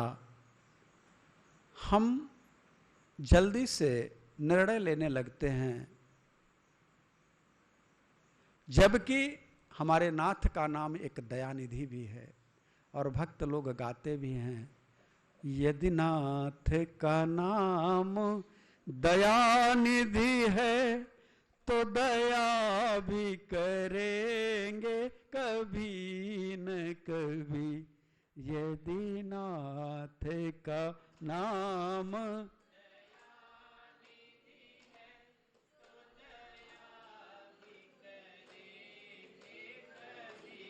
हम भरोसा करें, हम सब्र करें। वही श्रमणा सब्र करने लगी कि कोई न कोई तो उपाय होगा, कुछ तो ऐसा उपाय होगा, करे तो करे क्या। संत लोग एक तालाब में स्नान करने जाते, आचमन करने जाते, तो तालाब के किनारे जो कंकड़ पत्थर होता उसे ही बुहार देती कि उनके चरणों में न धंसे। ऐसा कुछ दिन तक चला। रोती, परमात्मा से प्रार्थना करती कि एक दिन एक ऐसे ऋषि थे उसी आश्रम में, अभी तक उनके शिष्यों ने निर्णय लिया था, उन ऋषि को नहीं पता था। और ऋषि कोई साधारण नहीं, ब्रह्मवेत्ता ऋषि थे, तत्वज्ञानी थे। वो जानते थे कि समस्त जगत के समस्त जीवात्मा में मेरा राम ही निवास करता है। हरि व्यापत सर्वत्र समाना, हरि व्यापत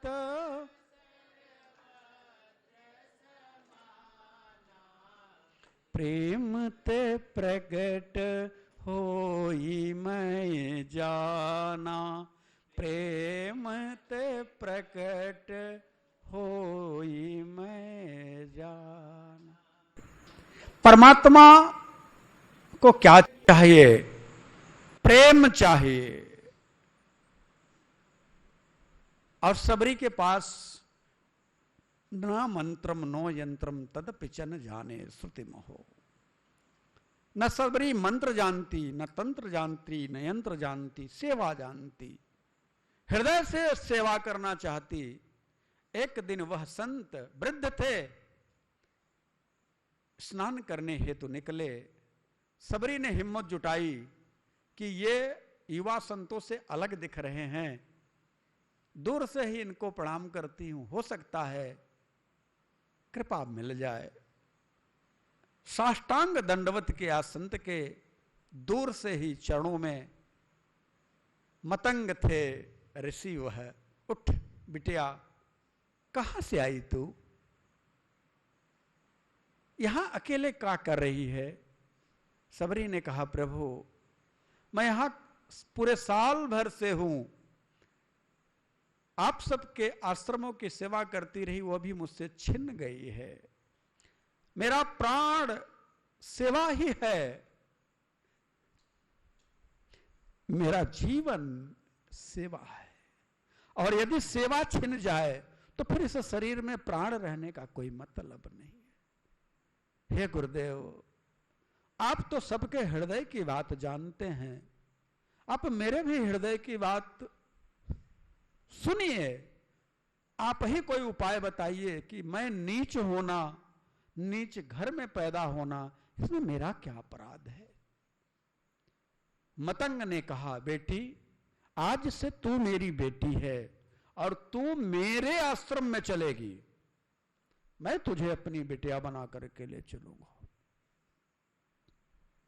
मतंग की यह बात जब सबरी के कानों में पड़ी, सहसा विश्वास नहीं हुआ। विचार करने लगी कि ये क्या मैं जो सुन रही हूं ये सच सुन रही हूं या ऐसे ही कोई आवाज मेरे कान में पड़ी है? मतंग ने कहा, नहीं बेटी, तू सच सुन रही है, तू आज से मेरी बेटी हुई और चल तू मेरे आश्रम में चल। ऋषवर आश्रम में लेकर के आए, आदेश दिया, बेटा तू आश्रम का झाड़ू बुहार किया कर, फूल चुन करके लाया कर, फल तोड़ करके लाया कर, भगवान को भोग लगाया करूंगा।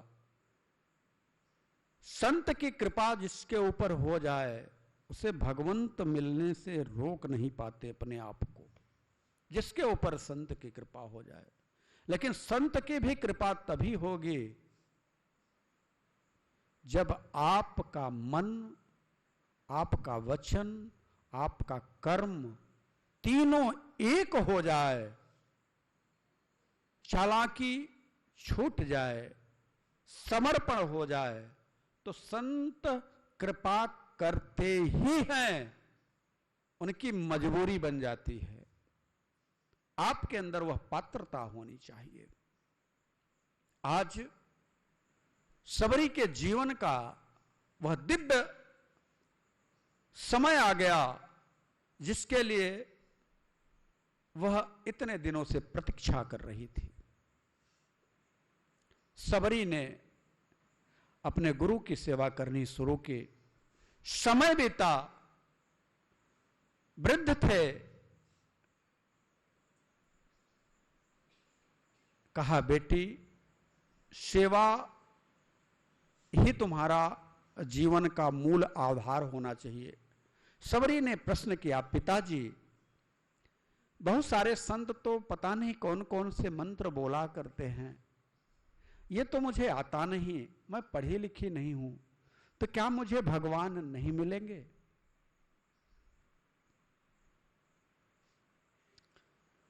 मतंग ने कहा, बिटिया मैं तो अब चल नहीं सकता, चल करके बहुत दूर तक जा नहीं सकता, तो क्या अब मेरे पास भगवान नहीं आएंगे या नहीं मिलेंगे? ऐसा नहीं है, मैं वृद्ध हो गया हूं, तू मेरी सेवा कर रही है और मेरी सेवा का ही फल होगा कि तुझे भगवान अवश्य मिलेंगे। संत मतंग ऋषि अब एक जगह के हो गए हैं, बहुत दूर तक नहीं चल पाते, लेकिन बाकी के जो शिष्यगण हैं मतंग जी के और अन्य आश्रमों के, वो लोग सबरी को उसी भाव से देखते हैं कि यह नीच जाति की है, यह छू देगी। कभी कभी गलती से अगर उस रास्ते से सबरी निकल जाए तो युवा ऋषि लोग उस रास्ते से ना जाएं कि उसके चरण पड़े हैं। एक दिन की बात है, एक दिन की बात है, सबरी रास्ते में झाड़ू लगा रही थी कि संतों के लिए कोई कंकड़ ना चुभ जाए। गलती से झाड़ू लगाते समय झाड़ू के वेग से एक कंकड़ एक संत के चरण में छू गया। वो आगे बढ़ा, झाड़ू का झटका लगा, वो कंकड़ आगे बढ़ा और संत के चरण तक चला गया। संत ने उस देवी को हजारों बात कही, तूने आज मेरा पुण्य नष्ट कर दिया, महापापिनी है तूने आज मेरे सत्कर्म को नष्ट कर दिया, तेरे द्वारा झाड़ू लगाने से मेरे पैर पर कंकड़ आ गया। ऐसा कह करके वो पुनः सरोवर की तरफ स्नान करने के लिए चले गए और जैसे ही स्नान करने के लिए उन्होंने अपने चरण जल में रखा, आश्चर्य हो गया, उस सरोवर के जल में कीड़े पड़ गए। संत ने देखा ये तो सब कीड़े पड़ गए, इसमें कैसे स्नान होगा। छोटे छोटे कीड़े उसमें बिलबिलाने लगे। संत पीछे हटे, स्नान नहीं किया और अपने मन में विचार क्या किया कि उसी भीलनी के द्वारा झाड़ू लगाते समय उठे हुए कंकड़ से जो मैं छू गया था वही पाप है कि उसी पाप के प्रभाव से इस सरोवर में कीड़े पड़ गए। ऐसा सोच करके वो संत वापस आए और अपने द्वारा जो आश्रम परिसर में कुआं था वहां जाकर के स्नान किया और अपने मन में यह भाव तो रखे ही, अलग अलग और संतों के मन में यह भाव पैदा कर दिया कि सबरी के कारण ही यह सरोवर गंदा हो गया, जूठा हो गया। इधर गुरुदेव चूंकि एक संत को प्रश्रय दिया था, मैं बार बार इस बात को दोहराता हूं कि संत जो गुरु है वह प्रतीक्षा में रहता है कि मेरे भी जीवन में मेरा कोई ऐसा शिष्य आ जाए जो मुक्ति के मार्ग पर चल चुका हो कई जन्मों से और वो मेरा हो जाए, उसके कारण मेरी मुक्ति बन जाएगी। आप शायद नहीं जानेंगे, मैं आपको बताऊं, कभी कभी शिष्यों के कारण गुरु की मुक्ति बन जाती है। और वह दिन आ गया, भगवान के यहां से वैकुंठ धाम से पार्षद आए और मतंग ऋषि को बोले हाथ जोड़ करके, गुरुदेव आपने जिस देवी को अपने आश्रम में प्रश्रय दिया, आश्रय दिया, उसका पुण्य प्रभाव और आपके तप का जो पुण्य प्रभाव, तप के पुण्य प्रभाव से ज्यादा आपने इस संत को जो अपने आश्रम में प्रश्रय दिया, आश्रय दिया, उसके प्रभाव से आप अब श्री हरि के धाम के लिए पधारे। मतंग ने बेटी से कहा, बेटी अब मैं जा रहा हूं। अभी तक तो सबरी अपने पिता के रूप में उस ऋषि को, अपने गुरु के रूप में उस ऋषि से जो भी अपने दिल की बात होती कहती और जीवन में भजन कीर्तन की बात को उसने त्याग जैसे दिया था, सेवा को भाव पूर्वक अपना लिया था। आज गुरुदेव जा रहे हैं, पकड़ करके चरण रोने लगी, आप चले जाएंगे तो मेरा क्या होगा? मैं तो जैसे पुनः उसी अवस्था में अनाथ की स्थिति में पहुंच जाऊंगी। आज भी संत लोग मुझे कोई आश्रय देने के लिए तैयार नहीं है। आपके डर के कारण कुछ संत यहां रहते हैं। चूंकि मैं यहां रह रही हूं तो उन लोगों के वार्तालाप को भी मैंने सुना था कि जब तक गुरुदेव हैं तभी तक मैं यहां रहूंगा, गुरुदेव शरीर त्यागेंगे तो मैं यहां से चला जाऊंगा। तो आप ही प्रभु बताइए, मैं इस एक आश्रम में अकेले कैसे रहूंगी, क्या करूंगी? और फिर आपने तो कहा था कि तुझसे मिलने भगवान आएंगे, तुझसे मिलने राम आएंगे। और प्रभु ये राम है कौन? इनके बारे में तो आपने बताया ही नहीं, और आप जाने की तैयारी कर रहे हैं। उस समय मतंग ऋषि ने कहा, अभी राम इस संसार में आए ही नहीं है, अभी वो राजा दशरथ के यहां प्रकट होंगे। बेटी, मेरा वचन है, मेरा आशीर्वाद है कि तुझे राम को खोजने की जरूरत नहीं है, राम तुझे खोजते हुए आएंगे। और आज वो दिन आ गया, आज वह दिन आ गया। प्रभु रास्ता भटक गए हैं, उस देवी के कारण, उसकी ऊर्जा शक्ति के कारण, उसके प्रेम शक्ति के कारण आज भगवान नारायण, जिनके रोम रोम में ब्रह्मांड व्याप्त है, वह स्वयं आज रास्ता थोड़ा भटक करके संतों से पूछते हैं कि मेरे मन में एक पता नहीं क्यों अजीब सी वेदना उत्पन्न हो रही है कि जैसे कोई मुझे पुकार रहा है, और वो जो पुकार रहा है कोई सबरी है। क्या आप बता सकते हैं सबरी मैया कहां मिलेगी? संत सोचते कि भगवान हैं, ये हमारे यहां आएंगे, हमें दंडवत करेंगे, हमें प्रणाम करेंगे, हम संत हैं, हमें आशीर्वाद देंगे, हम भी कृतकृत्य हो जाएंगे। लेकिन संतों को छोड़ करके भगवान रास्ते में भटकते हुए, जानते हैं भगवान से कोई अछूता नहीं है, लेकिन भगवान ये दिखाना चाहते हैं उन संतों को कि जिसे तुम अछूत समझ करके, जिसे तू नीच समझ करके, दूरी बना करके रह रहे हो, उसे मैं खोज रहा हूं। जिससे तू अछूत समझे हो, उसी को मैं खोज रहा हूं। संतों से पूछा, संतों ने दूर से इशारा किया, वही मतंग ऋषि का आश्रम है, वहीं मिलेंगे। बहुत सारे संतों से रहा नहीं गया, अभिमान में थे कि भगवान जैसे सब संतों के यहां आश्रमों में पधारते हैं, हमारे भी यहां आएंगे। भगवान किसी के यहां नहीं गए। कुछ संत आकर के बोले, प्रभु हम सबकी भी कुटिया को पावन कर दीजिए।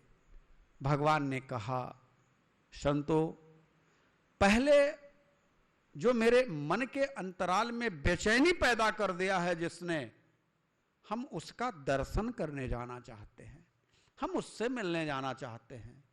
संत आपस में विचार करने लगे कि हम लोग जीवन भर जिसको अछूत समझ रहे थे, प्रभु उसी से मिलने के लिए व्याकुल हैं। एक संत ने कहा कि प्रभु आप सबरी से मिल लीजिएगा, एक मेरी प्रार्थना है।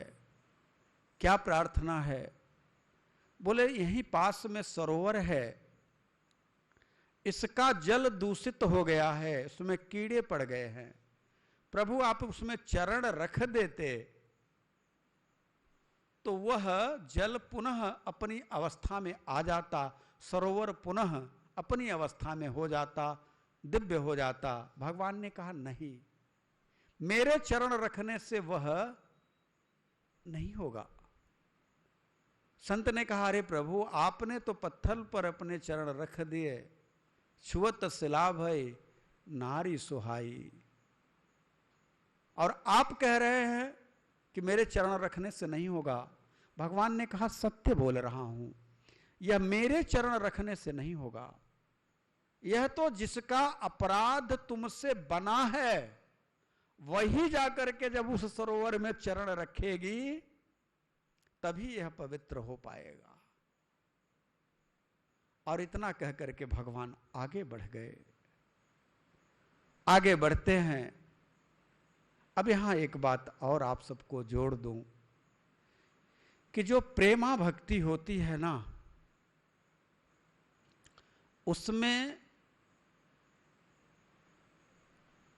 एक ऐसी विधा है कि जो हमारा इष्ट है, जिससे हम प्रेम करते हैं, उसके लिए हम कोई भी चीज अगर अर्पण करें तो बढ़िया से बढ़िया हो, इसके लिए हम आश्वस्त हो लें, इसके लिए हम आश्वस्त हों। मुझे याद है एक संत कह रहे थे प्रेमा भक्ति के बारे में। बोले कि हम गुरुदेव के साथ में मार्ग में जा रहे थे, तो गुरुदेव ने कुछ फल देखे और कहा कि फल बड़े सुंदर लग रहे हैं, हमारे ठाकुर जी को चढ़ाने के लिए अच्छे होंगे, बेटा जरा तुम इसको चखो, ये मीठे हैं कि नहीं।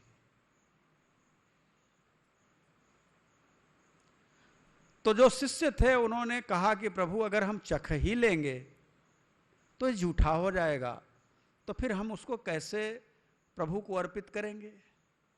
संत ने कहा, तू नहीं जानता, हम अपने प्रियतम को कोई ऐसी वस्तु चढ़ाना ही नहीं चाहते, खिलाना ही नहीं चाहते जिस पर हमें संदेह हो।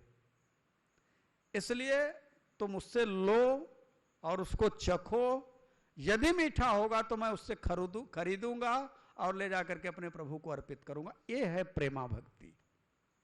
प्रेमा भक्ति में एक बात का ध्यान रखिए, लोग कहते हैं कि भगवान के लिए मिठाई लेकर के जाऊंगा। अरे अगर कोई कहता है बढ़िया मीठा है, चख करके देख लीजिए। कभी कभी कोई कहता, आप कहेंगे अरे हम भगवान को चढ़ाने जा रहे हैं, कैसे चखें। तो आप पदार्थ चढ़ाने जा रहे हैं, प्रेम नहीं। यदि सचमुच में आप परमात्मा से प्रेम करते हैं तो आप प्रेम चढ़ाइए, पदार्थ नहीं। और यदि आप प्रेम चढ़ाएंगे तो विश्वास करिए मेरे प्रभु को प्रेम प्रिय है। बाबा तो कहते भी हैं, राम ही केवल प्रेम पियारा, राम ही केवल प्रेम पियारा, जानी ले जो जान निहारा, जानी ले जो जान निहारा। परमात्मा को मेरे प्रेम प्रिय है। तो संत जब अपने शिष्य को बोले कि आप चखो, कैसा लगा, बोले मीठा है। बोले ठीक है, अब जाओ मुखारी कर लो, मुंह हाथ धो लो। और अब वो फल लिया और अपने ठाकुर जी को लेकर के गए।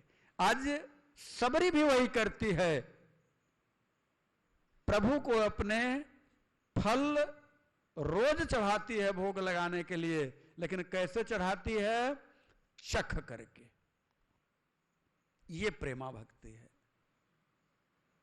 चख करके, खट्टे हैं तो फेंक देती है, मीठे हैं तो दुनिया में रख देती है। उसे इस बात का इल्म नहीं है, उसे इस बात का भान नहीं है कि हमारा ये जूठा है। एक बात कहूं, जब प्रेमी अपने प्रियतम से प्रेम करने लगे तो झूठे का अगर भेद रह गया तो प्रेम कहां? झूठे का अगर भेद रख दिया तो प्रेम नहीं है। फिर तो भक्ति में बट्टा लग गया। और यह तभी संभव है जब साधक की वह अवस्था हो कि अब प्रेमी और प्रियतम में भेद दृष्टि समाप्त हो गई है। सबरी उस अवस्था की साधक है जो प्रेमी और प्रियतम के भेद दृष्टि से ऊपर है। आज उसी प्रेम के कारण, उसी अवस्था के कारण, उसी भाव के कारण, प्रभु चुंबकत्व शक्ति के कारण खींचे चले आ रहे हैं, पूछते आ रहे हैं, लोगों से पूछ रहे हैं कि माता सबरी का कुटिया कहां मिलेगी। और आज सबरी को भी जैसे प्रतीत हो रहा है कि मेरा राम मुझसे मिलने आएगा। ऐसा क्यों लग रहा है? ऐसे अंदर से हलचल क्यों हो रही है? आज कुछ अजीब सा अनुभव हो रहा है। ऐसा मेरे जीवन काल में कभी नहीं हुआ था। एक बार हुआ था जब मेरे गुरुदेव ने कहा था कि पुत्री, तुझे राम को खोजने की जरूरत नहीं है, राम तुझसे मिलने आएंगे। उस समय भी उसी प्रकार का अनुभव हुआ था, लेकिन कम था क्योंकि मन में संदेह था। लेकिन गुरु के वचन पर जिसे विश्वास न हो, उसके जीवन में सपने में भी न सुख है, न सिद्धि है, न मुक्ति है। सबरी ने अपने गुरु के वचन पर विश्वास किया और वही विश्वास आज फलीभूत होने जा रहा है। आज सबरी के मन में भी एक हलचल है, उतनी ही हलचल जितनी मेरे राघव सरकार के हृदय में है। लक्ष्मण भैया पीछे से कह रहे हैं, प्रभु कहीं हम लोग रास्ता तो नहीं भटक रहे। भगवान ने कहा, भैया मेरे भक्तों में इतना चुंबकत्व शक्ति होती है कि मैं अनंत कोटि ब्रह्मांड का नायक परम तत्व परमात्मा हूं, लेकिन जहां भी वो प्रेम से मुझे पुकारते हैं मुझे जाना ही पड़ता है। मैं अपने आप को रोक नहीं पाता। और आज एक प्रेम की पुकार मेरे हृदय को आंदोलित कर रही है, हलचल मचा रखी है। नारद ने भी प्रश्न किया था प्रभु से कि आप रहते कहां हो? तो भगवान ने कहा था, ना अहम वसामि वैकुंठम योगिनाम हृदय न च मद भक्त्वा यत्र गायन्ति तत्र तिष्ठामि नारद। मेरे भक्त गण जहां मेरी चर्चा करते हैं, जहां मुझे पुकारते हैं, मैं वहीं चला जाता हूं। मुझे तो सुध भी नहीं रहती, मैं कैसे खिंचा चला जाता हूं। आज वही दशा राघव सरकार की है कि पुकार ऐसी है कि राघव सरकार के हृदय में एक अभूतपूर्व हलचल हो रही है। और वह हलचल उनके पैर को सबरी के आश्रम के ही तरफ मोड़ रही है। पूछ रहे हैं कहां मिलेगी सबरी। लोगों को जताना चाहते हैं कि तुम जिससे जीवन भर घृणा करते रहे, अछूत समझ करके, मैं उसका पता तुम्ही लोगों से पूछ रहा हूं।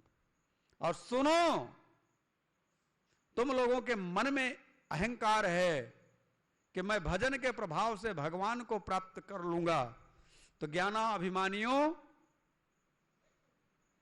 मैं तो उससे मिलने से रहा। मैं तो प्रेम का भूखा हूं, मुझे तो प्रेम चाहिए। और वह प्रेम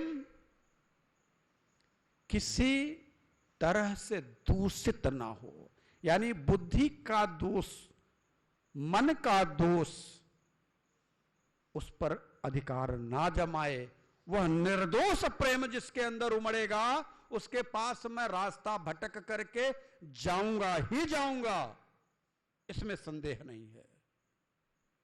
आज जरा सोचिए, कल्पना करिए अपने मन में कि परमात्मा अपने प्रिया को खोजते खोजते, एक भक्ति को खोजते खोजते बिहड़ जंगल में, बिहड़ वन में लोगों से पता पूछते पूछते और पग डगमग हो रहे हैं और बढ़े चले जा रहे हैं। और आज भक्ति की वह अंतिम स्थिति देखिए कि अंतर हृदय में सबरी के भी एक हलचल हो रही है।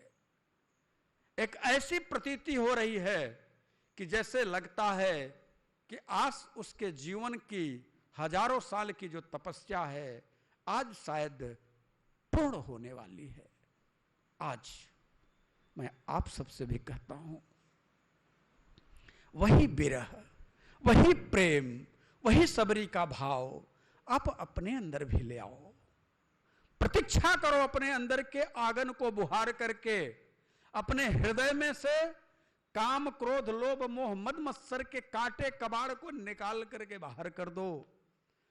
झाड़ू लगा दो, एक बार अपने हृदय का साफ कर दो। विश्वास के साथ कहता हूं, मेरा राम आपके हृदय में जरूर आएगा, उससे रहा नहीं जाएगा। आपने तो कूड़े कबाड़ से अपने घर को भर रखा है, हमारा प्रभु आए तो आए कैसे। इसलिए अभी से, आज ही से प्रभु से रो, प्रार्थना करो, निवेदन करो कि हे नाथ, मेरे जैसा दीन कौन हो सकता है और आपके जैसा दीन बंधु कौन हो सकता है। प्रभु मेरे ऊपर कृपा करो, मेरे हृदय भवन में पधारो और कहो, मौसम दीन दीन हित तुम समान रघुबीर, अस विचारी रघुवंश हरहु विषम भवभीर, हरहु विषम भवभीर। कामिही नारी पियारी जिमि, लोभी प्रिय जिमिदार,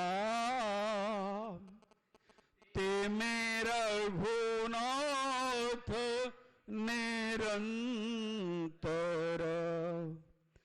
प्रिय लागहु मोहि राम, प्रिय लागहु मोहि राम। आज के लिए बस इतना ही। हरि ओम।